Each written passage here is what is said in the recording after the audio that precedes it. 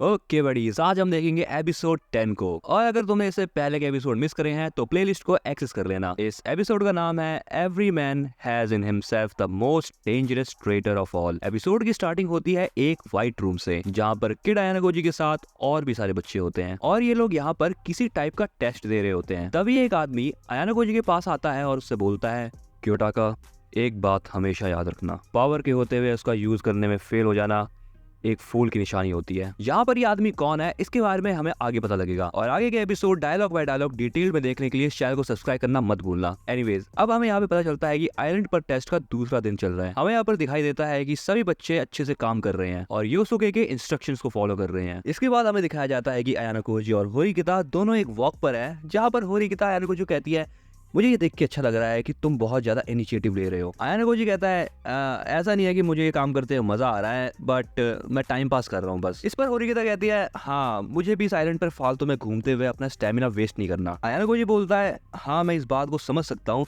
लेकिन तुम्हें इस बात का ध्यान रखना चाहिए कि बाकी क्लास वाले तुम्हारे पीछे पड़े हुए हैं। इसके बाद हमें दिखाया जाता है क्लास बी वालों को, जिनको बहुत ज्यादा कमाल का स्पॉट मिला है, लेकिन इसी के साथ ये बहुत ज्यादा मैनर्ड वे में काम कर रहे हैं। अयानागोजी और होरिकिता भी यहाँ पर आए हुए हैं एंड यहाँ पर इचिनो से उनको सेक्शन बी का स्पॉट दिखा रही है। सेक्शन बी वालों का इतना कमाल का स्पॉट देख के यहाँ पर होरिकिता भी इम्प्रेस हो जाती है। होरिकिता यहाँ पर ये भी सोचती है कि जितना मैंने सोचा था ये सेक्शन बी वाले उससे भी ज्यादा डिसिप्लिन्ड है। तभी यहाँ पर एक लड़का आता है जो कि इचिनो से पूछता है आगे क्या करना है, जिस पे इचिनो से उसे कुछ काम बता देती है। उस लड़के को देखने के बाद होरिकिता इचिनो से पूछती है, ये तुम्हारी क्लास का लड़का तो लग नहीं रहा। जिस पर इचिनो से उसको बताती है, हाँ, ये हमारी क्लास का लड़का नहीं है, इस सेक्शन सी का लड़का है जिसका नाम है कानेडा, और ये हमारे साथ इसलिए है क्योंकि सेक्शन सी वालों ने इसको कैंप से बाहर निकाल दिया है। ये कहने के बाद इचिनो से अपने काम पे लग जाती है और ये दोनों भी यहाँ से चले जाते हैं। अगले सीन में ये दोनों सेक्शन ए के स्पॉट को छुप के देख रहे होते हैं। होरिकिता कहती है, अरे यहाँ से कुछ दिख तो रहा नहीं है। अयानागोजी कहता है, चलो फिर आगे चल के देखते हैं। होरिकिता बोलती है, अरे रुको। अयानागोजी कहता है, हाँ, वैसे छुप के थोड़ी रह सकते हैं हमेशा,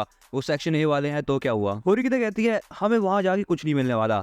जिस पर अयानागोजी कहता है, मिलने वाला तो यहाँ पर बैठ के भी कुछ नहीं है। और इसके बाद ये दोनों आगे बढ़ने लगते हैं। इन दोनों को ही सामने से आता देख सेक्शन ए का स्टूडेंट कहता है, क्या चाहिए तुम दोनों को। होरिकिता उसे बताती है, हम बस तुम्हारा स्पॉट देखने आए हैं। ये कहकर होरिकिता अंदर जाने लगती है, लेकिन वो लड़का कहता है, अरे ये ऑक्यूपाइड जगह है, कहाँ जा रहे हो तुम लोग। होरिकिता कहती है, अच्छा, तुमने जगह को ऑक्यूपाई कर रखा है, बट मुझे ऐसा कोई रूल तो पता नहीं है जिसमें हम किसी स्पॉट को देख नहीं सकते। हाँ, मुझे पता है कि मैं इस स्पॉट को यूज नहीं कर सकती, बट देखने में क्या जाता है। और सच बताओ तो मुझे ऐसा लगता है कि मेरी जगह पर तुम रूल ब्रेक कर रहे हो। उस लड़के को इतना सब कुछ सुनाने के बाद होरिकिता अंदर जाने लगती है, लेकिन तभी उस गुफा में से ये टकलू बाहर निकल के आता है। वो गंजू बाहर निकलते ही उस लड़के को कहता है, मुझे याद नहीं आ रहा कि मैं तुम्हें कोई ऐसा ऑर्डर दिया है जिसके अंदर तुम अपने दोस्तों को इन्वाइट करो यहाँ पर। इन दोनों की बातें सुनने के बाद होरिकिता कहती है, हम तो बस तुम्हारा स्पॉट देखने आए हैं। जिस पर कात्सुरागी कहता है, तुम देख सकते हो, लेकिन इसके बाद जो होगा उसके लिए तैयार रहना। एक क्लास बस एक स्पॉट को ऑक्यूपाई कर सकती है, जिसे उनको लास्ट तक प्रोटेक्ट करना है, और अगर तुम इस रूल को तोड़ना चाहोगे तो हम तुम्हारी तोड़ देंगे,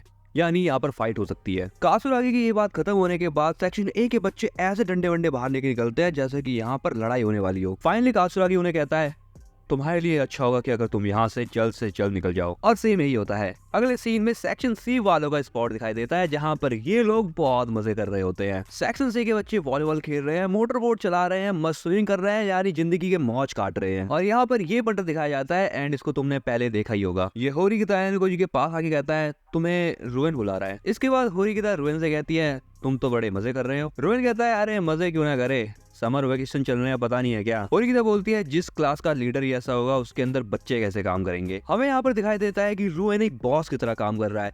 वो इशिज़ाकी को अपने पास बुलाता है और उसके सर पे ये डालते हुए कहता है, अबे इसको ठंडा करके ला। रुएन कहता है, बस 100-200 पॉइंट के लिए हम अपनी क्लास वालों को यार भूख और गर्मी से क्यों मारे। होरिकिता यहाँ से जाने लगती है, लेकिन जाते जाते वो रुएन से कहती है, ये इबुकी तुम्हारी क्लास की है ना। रुएन कहता है, हाँ तो। होरिकिता कहती है, कुछ नहीं, बस उसका मुंह सूजा हुआ था। रुएन इसके रिप्लाई में कहता है, एक राजा को एक ऐसे नौकर की जरूरत नहीं जो उसकी बात ना माने, मैंने बस उसको इसी बात की पनिशमेंट दी है। जिसके बाद हमें यहाँ पर पता लगता है कि रुएन ने अपने सारे क्लास पॉइंट यूज कर लिए हैं, इसलिए अब यहाँ पर रुएन को इबुकी की टेंशन लेने की कोई भी जरूरत नहीं है, क्योंकि अब इसके पॉइंट नेगेटिव में नहीं जा सकते। रुएन की इन सारी बातों को सुनने के बाद अयानागोजी मन ही मन सोचता है, इस बंदे ने दिमाग तो चलाया है। अब रुएन यहाँ पे थोड़ी सी बदतमीजी करता है होरिकिता के साथ और उसे बोलता है, अरे ये सब छोड़ो, चलो खेलते हैं, तुम कहो तो मैं तुम्हारे लिए एक स्पेशल टेंट भी बनवा सकता हूँ। होरिकिता कहती है, अयानागोजी यहाँ से चलो, अगर मैं थोड़ी देर इसके सामने रही तो उसको देखकर मुझे उल्टी आ जाएगी। होरिकिता और अयानागोजी यहाँ से जा ही रहे होते हैं कि तभी रुएन पीछे से आवाज मारता है, सुजुने, अगर तुम्हें मजे करने हो तो कभी भी आ जाना। टेंट की तरफ वापस जाते हुए होरिकिता आयानोकोजी को कहती है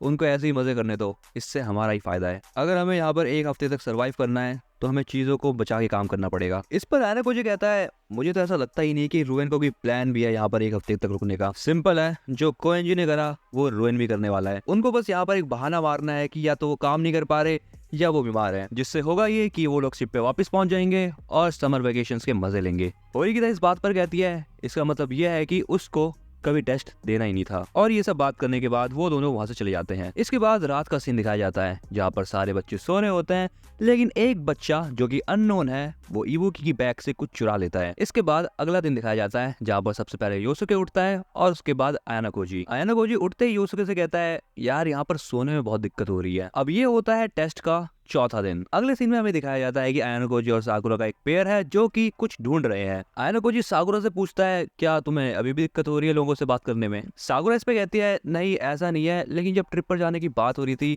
तब मेरा बिल्कुल भी मन नहीं था क्योंकि मेरे कोई दोस्त नहीं थे, बट मुझे खुशी है कि मैं तुम लोगों के साथ इस ट्रिप पर आ पाई। इसके बाद यहाँ पर आयानोकोजी का एक बहुत ज्यादा अच्छा पोज आता है। साकुरा से देख के कहती है अगर मेरे पास अभी मेरा कैमरा होता तो मैं तुम्हारी फोटो ले ली थी। यहाँ पर इन दोनों का बहुत अच्छा कनेक्शन बनते जा रहा है। अगले सीन में हमें उस जगह को दिखाया जाता है जहाँ पे सेक्शन सी था, लेकिन अभी वहाँ पर कोई भी नहीं है। ये सब देख के इचिनो से कहती है अरे यार मुझे सेक्शन सी के लीडर से मिलना था। इचिनो से के बगल में एक लड़का खड़ा होता है जो उससे कहता है इस टेस्ट का बस एक ही गोल था कि सभी क्लास वाले अपने पॉइंट्स बढ़ा पाए, और जब रुएन और उसकी क्लास ने ये बीच छोड़ा तभी वो इस गेम से बाहर हो गया था। यहाँ पर आयानोकोजी और साकुरा भी है।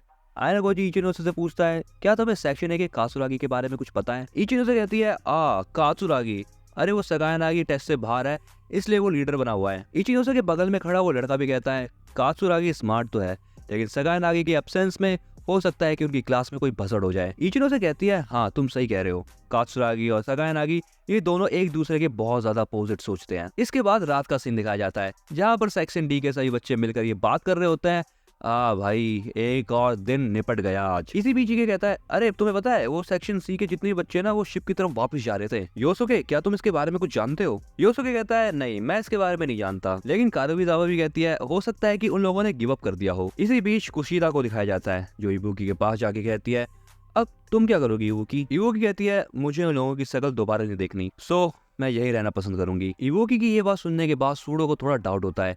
सूडो उससे कहता है अब मुझे तुम गड़बड़ लग रही हो, क्या तुम सेक्शन सी के प्लान के बारे में कुछ जानती हो। बट इबुकी कहती है नहीं।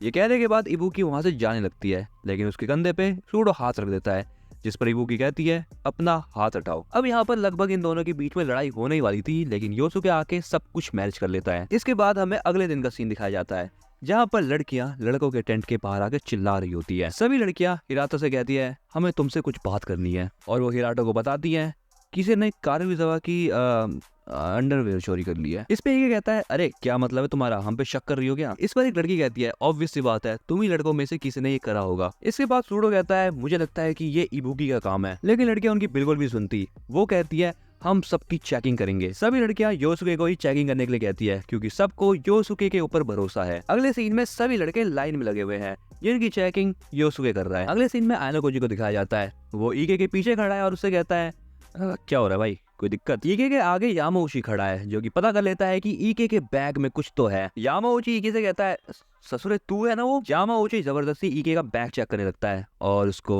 वो चीज मिल जाती है। ईके उसे कहता है भाई मेरी बात मान, मैंने सच में कुछ नहीं करा। यामाउची कहता है अबे जाना बहाने मत मार, सब पता है मुझे, तेरे ऐसे वाले शौक है मुझे तो आज पता चला। ईके अब आयानोकोजी की तरफ देखता है, वो कहता है अरे भाई तुझे तो भरोसा है ना मेरे ऊपर। आयानोकोजी कहता है परिस्थितियों को देखते हुए ऐसा लग रहा है कि भाई तू ही है वो, लेकिन अगर तुम सच में कल्प्रेट होते तो तुम इस चीज को ऐसे बैग में लेके तो नहीं घूमते। यहाँ वो चीज देख के कहता है मुझे ऐसा लग रहा है कि भाई तेरे बैग में किसी ने ये चीज डाल दी है। यहाँ पर आगे बढ़ती है, ईके ये चीज देखकर घबरा जाता है और आयानोकोजी को वो चीज पकड़ा देता है। आयानोकोजी भी यहाँ पे थोड़ी तेजी दिखाता है और उस चीज को अपने जेब के अंदर रख लेता है। आयानोकोजी यहाँ पर मनी मन सोचता है अब तो मैं गया यार। अब यहाँ पर सभी लड़कों के कपड़ों की चेकिंग होती है जहाँ पर आयानोकोजी की भी बारी आती है। योसुके को इस बात का पता चल जाता है कि आयानोकोजी के पास वो चीज है, लेकिन यहाँ पर योसुके ये बात किसी को भी नहीं बताता। वो सभी लड़कियों को ये कहता है कि सबकी चेकिंग पूरी हो चुकी है और किसी भी लड़के के पास कुछ भी नहीं है, जिस पर सभी लड़कियां कहती है अगर तुम कह रहे हो तो सच ही कह रहे होगे। अब यहाँ पर शाम का समय होता है जहाँ पर योसुके आयानोकोजी को कहता है तुम्हारे पास ये चीज क्या कर रही थी। आयानोकोजी उसे बताता है ये मुझे ईके ने पकड़ा दिया था और मुझे नहीं पता कि ये चीज उसके पास कैसे आई। योसुके वो चीज आयानोकोजी से ले लेता है और उसे कहता है मुझे तुम पे भरोसा है कि तुम ये काम नहीं कर सकते, इसलिए अब तुम मेरी मदद करो ये पता करने में कि ये काम आखिर करा किसने। एंड इसी के साथ ये एपिसोड खत्म होता है। बड़ी अगर तुम्हें ये वाली वीडियो अच्छी लगी और ऐसी डिटेल एक्सप्लेनेशन तुम देखना चाहते हो तो इस वीडियो को फटाफट से लाइक कर दो और हाँ, सब्सक्राइब करना मत भूलना। ये वीडियो अपने दोस्तों के साथ ज़्यादा से ज़्यादा शेयर करना और मैं मिलता हूँ तुमको अगली वीडियो में।